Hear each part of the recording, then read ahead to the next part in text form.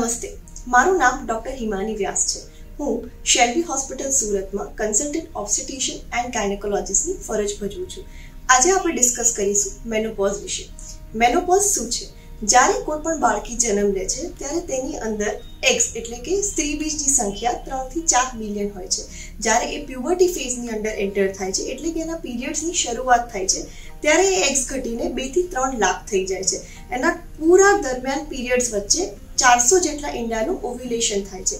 એ eggs જ્યારે ખતમ થઈ જાય છે યા પૂરા ઓછા થઈ જાય છે એટલે કે એની બોડીમાં હોર્મોન્સ સ્પેશિયલી ઇસ્ટ્રોજન અને પ્રોજેસ્ટ્રોન ઘટી જાય છે ત્યારે એ ફિમેલ મેનોપોઝની અંદર એન્ટર કરે છે।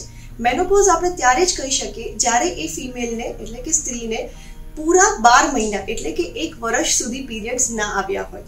નોર્મલી આપણે જોઈએ છીએ કે આ એજ 45 થી 55 સુધીની હોય છે। આ દરમિયાન ગમે ત્યારે મેનોપોઝ આવી શકે છે।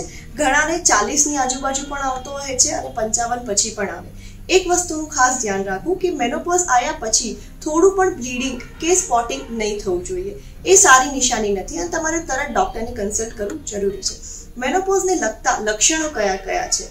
તમે જોયું હશે કે આ એજની સ્ત્રીઓને નાની વાતમાં ચીડિયાપણું હોય છે, અલગ અલગ હોટ ફ્લશેસ જોવા મળે છે, એસી ચાલતું હોય તો પણ ગરમી લાગે છે, સ્કિનમાં બહુ ડ્રાયનેસ હોય, વેજાઇનલ ડ્રાયનેસ હોય, વાળ ખરે છે, બહુ જલ્દી થાકી જાય છે, કામ કરવાની ઈચ્છા નથી થતી, ભૂખ બરાબર લાગે છે, પેટની ચરબીનો ભાગ વધે છે।